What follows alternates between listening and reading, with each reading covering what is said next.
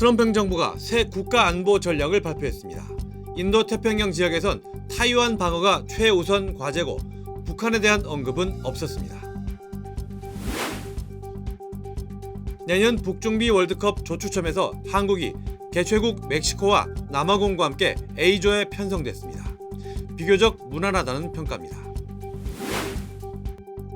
연방질병통제예방센터 CDC 자문위원회가 신생아들의 출생 직후 B형 간염 백신 접종 권고를 철회해 전문가들이 반발하고 있습니다. 넷플릭스가 할리우드 대표 스튜디오 워너브라더스 디스커버리를 한화 106조 원에 인수하기로 합의했습니다. 내년 봄 USC 대학에 가수 지드래곤을 다루는 정규 강좌가 개설됩니다.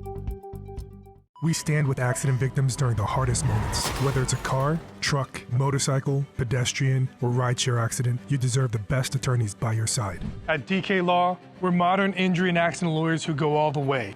We fight smart, we move fast, and we win big. At DK Law, when we take a case, we take it all the way.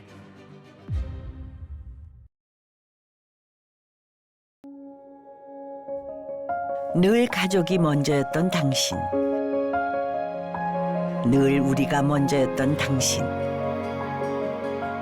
그런 부모님의 건강을 위해 서울 메디칼 그룹이 준비했습니다. 더 많은 의사, 더 다양해진 서비스, 더 커진 네트워크로 당신의 건강을 먼저 생각합니다. 사랑하는 마음으로 가족처럼 SMG. 시청자 여러분 안녕하십니까? 12월 5일 금요일 SBS 뉴스 시작합니다. 트럼프 행정부가 인도태평양 지역에서 타이완 방어가 최우선 과제라는 새 국가안보 전략을 발표하며 침략을 저지할 군대를 구축할 거라고 밝혔습니다. 한국을 비롯한 주변 동맹국들을 직접 언급하며 이들이 국방비 지출을 더 늘려야 한다고 강조했는데 정작 한국과 대치 중인 북한에 대한 내용은 없었습니다. 오늘 첫 소식 워싱턴에서 이한석 특파원이 보도하겠습니다. 백악관이 새로운 국가안보전략 NSS를 홈페이지에 공개했습니다. 트럼프 2기 행정부의 외교, 경제, 군사 분야의 종합전략 지침서로 조 바이든 행정부 시절인 지난 2022년 이후 3년 만에 발표했습니다. 문건에는 아시아 지역의 안보 전략과 관련해 군사적 우위를 유지해 타이완 분쟁을 억제하는 게 최우선 과제라고 적혀 있습니다. 그러면서 일본 오키나와에서 필리핀으로 이어지는 제1도련선 어디에서든 침략을 저지할 수 있는 군대를 구축할 거라고 밝혔습니다. 문건에는 그러나 미국이 단독으로 수행할 수 없고 그래서도 안 된다고 못 박았습니다. 트럼프 대통령이 한국과 일본이 비용 분담을 늘릴 걸 강력하게 요구하고 있다며 적국을 억제하기 위해 필요한 역량에 초점을 맞춰 국방 지출을 늘릴 것을 촉구해야 한다고 적었습니다. 한일 양국에 대한 국방비 증액 요구가 중국의 타이완 침공을 억제하기 위한 포석으로 읽히는 대목입니다. But beyond our borders and beyond our neighborhood, we are reorienting toward deterring aggression by communist China. 나아가 트럼프 대통령이 한국의 핵 추진 잠수함 건조를 승인한 것도 미 행정부의 타이완 방어 전략과 무관치 않은 걸로 해석됩니다. 29페이지 분량의 새 국가안보 전략 문건에선 한국을 3번이나 언급하며 강력한 동맹 관계임을 부각했지만 북한은 한 번도 등장하지 않았습니다. 워싱턴에서 SBS 이한석입니다. 내년 북중미 월드컵 조추첨에서 한국이 개최국 멕시코와 남아공, 유럽 플레이오프 승자와 함께 A조에 편성됐습니다. 까다로운 상대가 많은 3번 포트에서 가장 랭킹이 낮은 남아공을 만났고 강력한 우승 후보도 없어 죽음의 조는 피했다는 평가입니다. 이정찬 기자입니다. 인판티노 피파 회장과 함께 행사장에 도착한 트럼프 미국 대통령이 이번에 신설된 피파 평화상 수상자로 선정되며 조추첨식은 본격적인 막을 올렸습니다. 피파 랭킹 22위인 우리나라는 사상 처음으로 2번 포트에 배정됐는데 2번 포트의 추첨을 맡은 NBA 전설 샤킬 오닐이 가장 먼저 우리나라를 뽑아 개최국 멕시코가 속한 A조에 배정됐습니다. 까다로운 상대가 많았던 3번 포트에선 가장 랭킹이 낮은 남아공을 만났고 4번 포트의 상대는 아직 정해지지 않았는데 덴마크와 체코, 아일랜드, 북마케도니아가 내년 3월 유럽 플레이오프를 펼쳐 최종 승자가 우리 조에 들어옵니다. 개최국의 2점을 지닌 멕시코는 우리나라와 월드컵에서만 3번째 만나게 됐습니다. 앞선 2차례 맞대결에서 우리에게 패배를 안긴 까다로운 상대지만 1번 포트에서 브라질과 아르헨티나, 스페인 등 강력한 우승 후보를 피한 건 다행입니다. 지난 9월 평가전에선 손흥민과 오영규가 연속골을 터뜨리며 우세한 경기를 펼쳐 자신감을 쌓은 상대이기도 합니다. 또 조별리그 1, 2차전을 멕시코 과달라하라에서 치르게 돼 상대적으로 이동이 적은 것도 긍정적입니다. 다만 해발 1,500m의 고지대라는 점은 변수로 꼽힙니다. 역대 최다인 48개 팀이 참가하는 이번 월드컵은 4팀씩 12조로 나뉘어 조별리그를 치르고 32강부터 단판 승부를 치르는 만큼 최소 1승 1무를 거두면 무난히 조별리그를 통과할 수 있을 전망입니다. SBS 이정찬입니다. 내년 6월 열리는 북중미 월드컵을 앞두고 캘리포니아주 연방 의원들이 입국 제한 조치와 고가 티켓 문제에 대한 우려를 제기했습니다. LA타임스에 따르면 알렉스 페디아 연방 상원의원 등은 이란과 IT 등 19개 국가에 내려진 입국 제한 조치가 대회의 취지와 국제적 신뢰를 훼손할 수 있다고 비판했습니다. 또 결승전 티켓이 최대 44,000달러까지 치솟는 등 비싼 경기 티켓이 팬들의 접근성을 떨어뜨리고 있다는 우려도 제기됐습니다. 캘리포니아 지역구 연방의원들은 세계적인 규모의 대회인 만큼 보안, 비자 발급, 가격 정책 등에서 연방정부의 보다 체계적인 지원이 필요하다고 강조했습니다.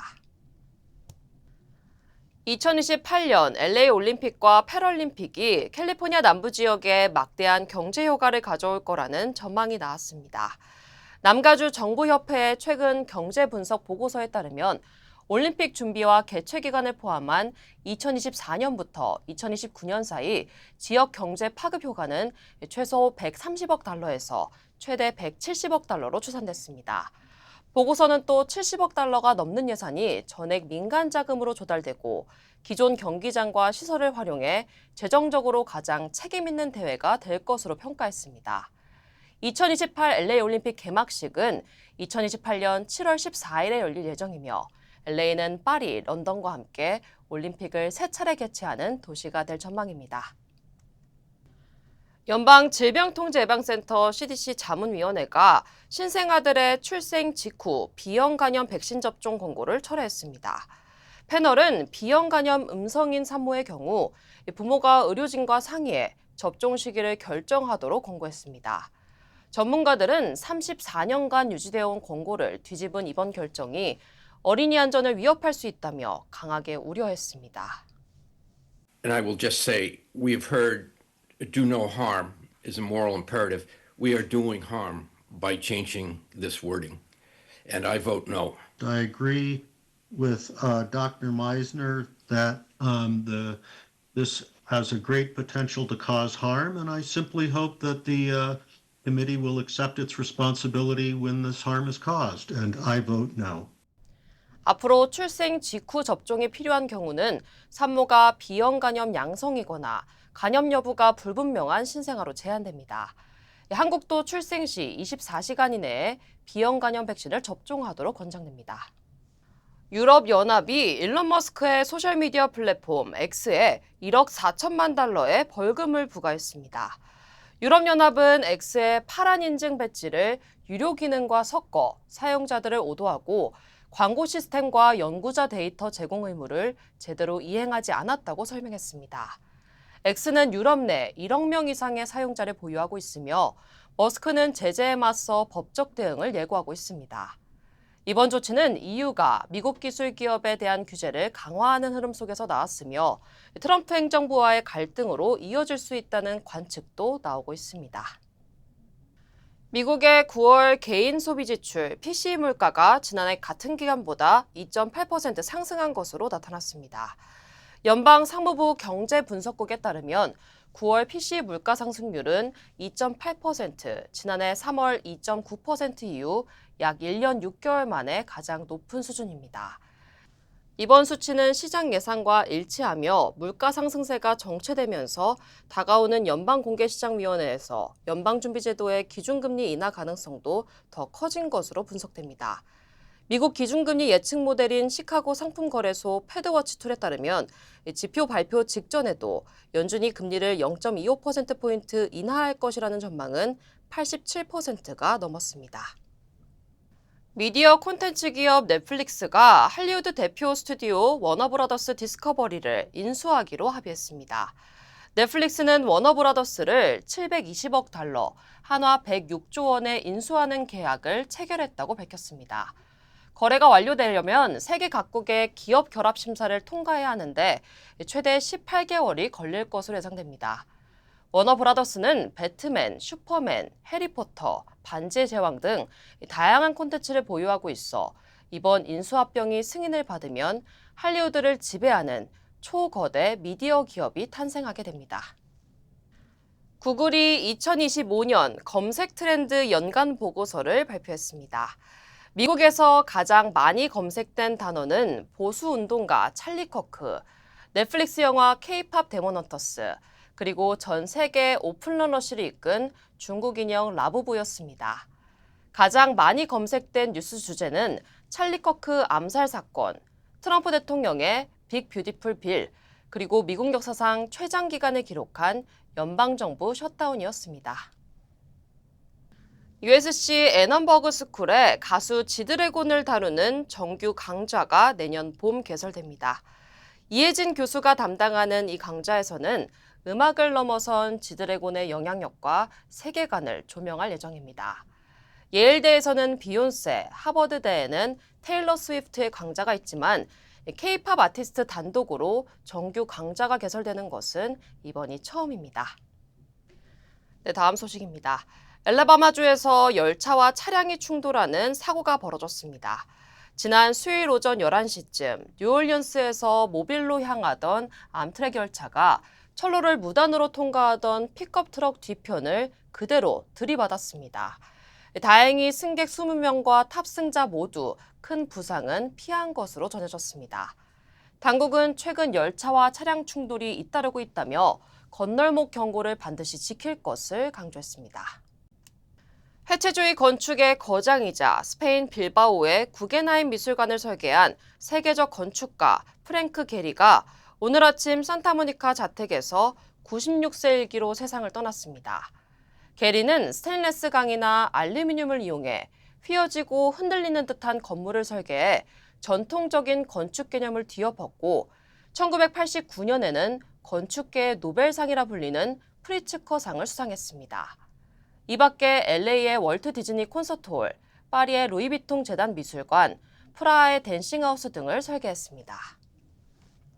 어제 LA 코리아 센터에서 2025 다리 어워드 시상식이 열렸습니다. 20주년을 맞은 다리 어워드는 한미 문화예술 교류와 콘텐츠 산업 협력에 기여한 인물과 기업을 선정해 문화체육관광부 장관상을 수여하는 행사입니다. 올해는 국제문학 에이전트 바바라 지트워가 올해의 인물, 엔터테인먼트 기업 더 블랙 레이블이 올해의 기업, 그리고 K뷰티 유통사 랜딩 인터내셔널이 올해 비즈니스 파트너십 부문을 각각 수상했습니다. 올해 20회를 맞이한 다리 어워드는 한국문화 콘텐츠와 연관 산업의 분야에서 세계시장 진출과 교류 협력에 기여하신 이런 분들의 공로를 기리는 상입니다. 시상식 이후에는 세계적인 마술사 김영민의 공연이 펼쳐졌으며 다리 어워드는 앞으로도 한미 문화교류의 다리로서 그 역할을 더욱 강화해 나갈 예정입니다. 내일 LA 한인타운에 위치한 이유케어 클리닉 주차장에서 할리데이 윈터 페스티벌이 열립니다. 각 지역 주요 한인사회 소식 이원정 기자입니다. 내일 오전 10시 유가와 하버드에 위치한 이유케어 클리닉 주차장에서 할러데이 윈터 페스티벌이 열립니다. 이유케어 클리닉은 이번 행사에서는 장난감 기증 행사와 무료 가족사진 촬영, 장식품 만들기 등 다양한 행사들이 준비됐으며 학생들을 대상으로 진행된 미술, 영상 경진대회 시상식도 열린다고 밝혔습니다. 렌조 팔로스 버디스시에서 역사상 첫 아시안이자 한인이 시장에 선출됐습니다. 시의회는 만장일치로 폴서 부시장을 신임 시장으로 선출했으며 이로써 렌초팔러스 버디스시 창립 52년 만에 아시아계 최초의 시장으로 기록됐습니다. 서 시장은 앞으로 1년 동안 시정을 이끌게 됩니다. 신한아메리카가 새로운 모바일 뱅킹 앱을 공식 출시했습니다. 신한아메리카는 이번에 선보인 솔 앱은 16개국 언어가 지원돼 전 세계에서 이용이 가능하며 보안이 한층 강화됐고 지점 방문 없이 계좌를 오픈하는 등 다양한 금융 서비스를 이용할 수 있도록 업그레이드됐다고 밝혔습니다. 출시 기념으로 12월 한 달 동안 모바일로 한국 송금을 신청하는 고객에게 수수료를 무제한 면제합니다. 오는 20일 샌프란시스코 베이 지역 한인회관에서 무료 법률 상담회가 열립니다. 샌프란시스코 베이 지역 한인회는 이번 상담회 1부에서는 한인회 이사장인 김지수 변호사가 강연을 하고 2부에서는 1대1 상담을 진행해 다양한 법률적 어려움과 궁금증을 해소하고 조언을 받을 수 있다고 밝혔습니다. 또한 내년에는 법률 상담을 정례화하고 세무와 부동산, 의료 등 다른 분야 상담 프로그램으로 확장해 나갈 것이라고 설명했습니다. 샌디에고 발보아 공원에서 내일까지 디셈버 나이츠 페스티벌이 열립니다. 오늘 오후 3시부터 밤 11시까지, 내일은 오전 11시부터 밤 11시까지 열리는 이번 축제에는 자동차 박물관과 코미콕 박물관, 미술관, 자연사 박물관 관람 등 각종 액티비티와 함께 다양한 음식을 즐길 수 있습니다. 저는 많은 한국인들의 제2의 고향 LA를 사랑합니다. 저는 한국인의 꺼지지 않는 열정과 서로를 향한 따뜻한 정을 존중합니다. 그리고 한인 사회와 함께한 시간이 자랑스럽습니다.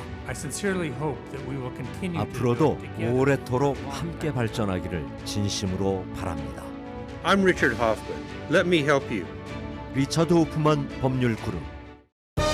셀리온의 연말연시 대세일! 누구나 젊어지는 얼굴, GF7 플러스 화장품과 탈모 방지 샴푸, 그리고 다양한 바디 제품들. 1등 제약회사 유한양행의 유한건강식품도 하나 사면 30%, 2개 이상 구입 시 50% 할인, 반값 대세일! 높은 통관세로 인한 마지막 가격 할인 찬스. 원하시는 제품 솔드아웃 되기 전 지금 바로 빨리 구입하세요. 213-738-1188 셀리온. 네, 한국 정치권 소식입니다. 민주당이 추진하고 있는 내란 전담 재판부 설치와 법 왜곡죄 신설과 관련해 전국 법원장들이 심각한 우려를 표명한다는 공식 입장을 냈습니다. 법원장들은 재판의 중립성과 사법부에 대한 신뢰가 무너질 수 있다며 위헌성이 큰 법안이라고 지적했습니다. 김덕현 기자입니다. 천대여 법원 행정처장 주재로 고위법관 43명이 모인 전국 법원장 회의가 어제 서초동 대법원 청사에서 열렸습니다. 법원장들은 지난 3일 여당 주도로 국회 법제사법위원회를 통과한 내란 전담재판부 설치와 법 왜곡죄 신설 법안을 6시간에 걸쳐 논의한 뒤 공감대를 형성했습니다. 법원장들은 이 법안들이 재판의 중립성과 사법부에 대한 신뢰를 훼손하고 공정한 재판을 받을 권리를 본질적으로 침해해 위헌성이 크다는 데 의견을 모으고 이를 공식화했습니다. 그러면서 법안의 위헌성으로 재판 지연 등 많은 혼란이 초래될 수 있다며 심각한 우려를 표명했습니다. 법원장들은 법안에 대한 반대 의사를 분명히 하면서도 비상계엄 사건의 선고가 예정된 만큼 사법부를 믿고 최종적인 재판 결과를 지켜봐달라고 밝혔습니다. 조희대 대법원장은 회의 시작에 앞서 입법 추진에 대한 입장을 표명했습니다. 사법제도 개편은 충분한 논의와 공론화 과정을 거친 뒤 이론과 실무를 갖춘 전문가의 판단을 바탕으로 신중하게 이루어지는 것이 바람직합니다. 또 제도가 그릇된 방향으로 개편되면 국민에게 되돌리기 어려운 피해를 초래할 수 있다며 신중한 입법 필요성을 강조했습니다. 전국 법원장 회의에 이어 오는 8일 각급 법원에서 선출된 판사들이 모이는 전국 법관 대표회의가 열리는데 여권이 추진하는 사법개혁과 관련해 법관 대표회의 차원의 공식 입장을 낼지 논의할 예정입니다. SBS 김덕현입니다. 정했어요. 모두에게 더 다정하기로, 다 정관장 하기로. 선물은 정관장. 건강하세요. 김건희 여사에게 명품 가방을 선물한 국민의힘 김기현 의원의 배우자 이모 씨가 특검에 소환돼 8시간의 조사를 받았습니다. 특검은 이 씨가 남편의 당대표 선거 당선을 청탁한 대가로 가방을 건넸다고 의심하며 청탁금지법을 위반한 것으로 보고 있습니다. 전현남 기자의 보도입니다. 김기현 국민의힘 의원의 배우자 이모 씨가 특검팀에 나왔습니다. 청탁금지법 위반 혐의를 받는 피의자 신분입니다. 로저비비의 가방 왜 전달하셨나요? 죄송합니다. 김기현 의원 당대표 선거 지원 요청하셨습니까? 8시간가량 조사를 받고 귀가한 이 씨는 김 여사에게 260만 원대 로저비비의 클러치백을 건넨 혐의를 받고 있습니다. 특검팀은 가방 전달 시점에 주목하고 있습니다. 이 씨는 지난 2013년 3월 남편 김 의원이 국민의힘 전당대회에서 당대표로 당선된 직후 가방을 건넨 것으로 조사됐는데 지난달 김 여사 자택 압수수색 과정에서 가방과 함께 당대표 당선에 도움을 줘 감사하다는 내용의 메모도 발견됐습니다. 특검팀은 김 의원 당선 과정에 김 여사가 영향력을 행사하고 그 대가로 가방이 전달된 것으로 의심하고 있습니다. 지난 2022년 11월부터 석 달 동안 통일교인 2,400명이 국민의힘에 가입한 사실이 파악됐는데 김 여사 요청으로 통일교가 교인들을 동원해 김 의원을 지원했다는 겁니다. 다만 청탁금지법엔 금품을 받은 공직자의 배우자에 대한 처벌 규정이 없습니다. 특검팀이 윤석열 전 대통령과의 공모관계나 직무 관련 대가성을 입증해야 뇌물죄 등으로 김 여사 처벌이 가능한데 김 의원 측과 김 여사 모두 대가성은 없고 의례적 차원의 선물이라고 주장하고 있습니다. 특검팀은 오는 11일 김 여사를 불러 당대표 선거 관여 여부 등을 조사할 예정입니다. SBS 전연남입니다. 민주당 정청래 대표가 추진하던 전 당원 1인 1표제 도입이 최종적으로 좌초됐습니다. 막상 투표해보니까 찬성 의견이 과반에 못 미쳤는데 정 대표의 리더십에도 타격이 될 거라는 분석이 나옵니다. 박재현 기자가 보도하겠습니다. 민주당 대의원과 당원의 표 비중을 20대 1에서 1대 1로 똑같이 바꾸는 정청래 대표의 전당원 1인 1표제. 이를 위한 당원 당규 개정의 마지막 관문인 당 중앙위원회를 앞두고 정 대표는 국민정당으로 도약하는 계기가 될 거라고 기대했습니다.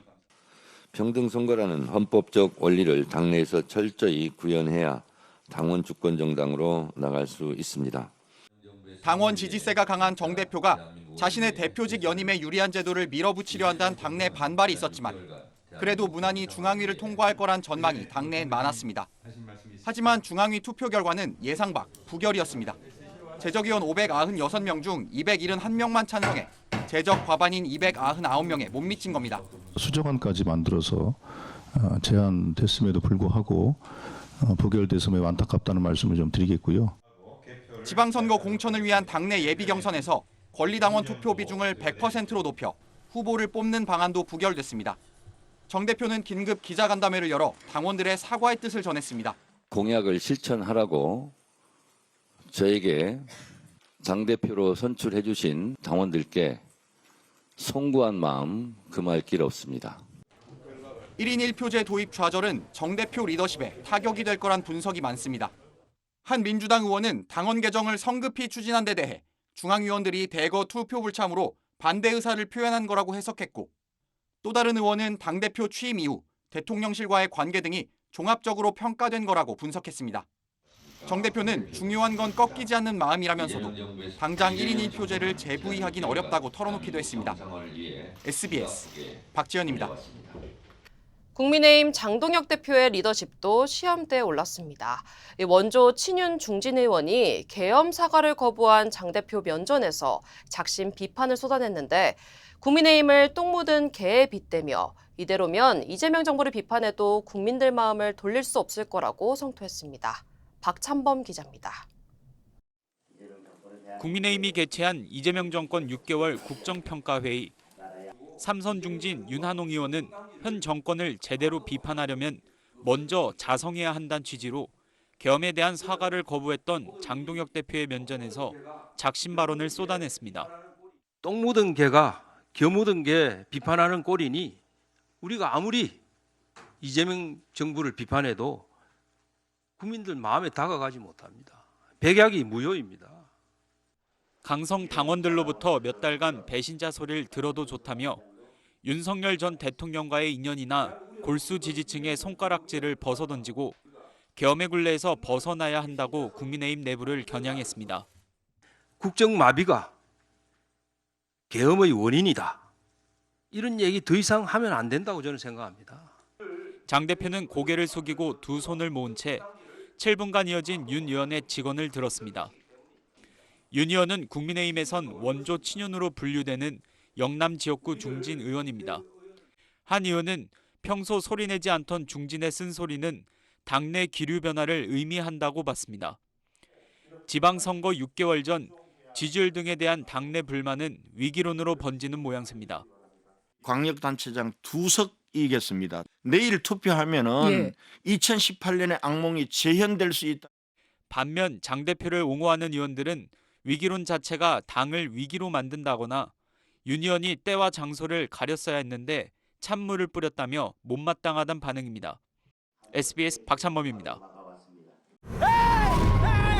Call DK Law. DK Law, how can I help you? Crazy accident. They cut me off and then cut my car in half. I think you need to go to the hospital. Oh. DK Law will be there for everything you need. Oh, that's nice. DK Law goes all the way. We're modern injury and accident lawyers who go all the way. We fight smart, we move fast, and we win big. Because at DK Law, when we take a case, we take it all the way. 서울 명문대학군의 중심입지 신촌. 이제 차원이 다른 젊음의 도시 에르노 플레이스 신촌이 미국 한인 동포들을 찾아옵니다. 미주 한인 교포들을 위한 특별한 기회, 성공 투자의 공식을 모두 갖춘 프리미엄 테라스형 오피스텔 에르노 플레이스 신촌이 미국 재외 교포를 위한 우선 특별 공급을 통해 11월 17일 계약을 진행합니다. 투자의 가치가 다른 높은 수익률과 미래 투자 가치까지 11월 17일 에르노 플레이스 신촌 오피스텔의 계약을 진행합니다. 분양 계약 문의 818-974-8949. 네, 올해 한국 세간에 적발된 마약이 3톤에 육박하면서 역대 최대치를 기록했습니다. 수법도 다양해지고 있는데 동남아시아, 특히 캄보디아에서 밀반입되는 마약이 급증한 것으로 나타났습니다. 백운 기자가 보도하겠습니다.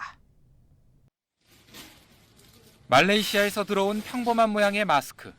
필터가 들어가는 부분을 열자 흰 천이 나옵니다. 마약 가니시약 검사기에 넣자 검사액이 파란색으로 변합니다. 필로폰을 흡착한 천인 겁니다. 아보카도유 통에 든 노란색 액체에서도 마약 성분이 검출됐습니다. 모두 액상 필로폰인데 적발된 양이 5kg을 넘습니다. 캄보디아에서 온 신발의 밑창과 커피 믹스 봉지 안에서도 필로폰이 발견됩니다. 올 들어 10월까지 우리 국경에서 적발된 마약은 모두 2,913kg. 지난해 같은 기간에 약 4배로 급증하며 역대 최대치를 기록했습니다. 동남아시아에서 밀반입되는 마약이 많은데 특히 캄보디아발 마약이 2년 전보다 38배나 늘었습니다. 마약 범죄 조직들이 단속이 느슨한 국가들로 옮겨다니며 범행을 이어가고 있는 것으로 추정됩니다. 24년에 마약 단속을 강화하니까 말레이시아를 이용하지 않고 캄보디아로 이동을 하든지 아니면 라오스로 이동하든지. 이에 따라 관세청은 기존 5개국과 진행하던 국제 마약 합동 단속을 캄보디아 등 10개 나라로 확대하기로 했습니다. 두 나라 사이의 세관 직원들을 서로 파견해 의심스러운 화물과 여행자는 모두 검사하겠다는 겁니다. 또 항공여행자가 마약을 밀수하다 적발되는 경우가 많은 만큼 우범국에서 오는 항공편이 착륙하는 즉시 하는 검사를 확대하고 의심자에 대한 신체 검색도 강화할 계획입니다. SBS 백운입니다. 배우 조진웅이 미성년자 시절 강력범죄를 저질렀다는 의혹에 대해 소속사 측이 잘못된 행동이 있었음을 확인했다고 밝혔습니다. 다만 30년도 더 지나 경위를 완전히 확인하긴 어렵고 법적 절차는 종결됐다며 성폭행 관련 행위는 무관하다고 강조했습니다. 앞서 한 매체는 조진웅이 고등학생 시절 성폭행과 절도 등에 가담해 소년 보호 처분을 받고 소년원에 송치됐다고 보도했습니다.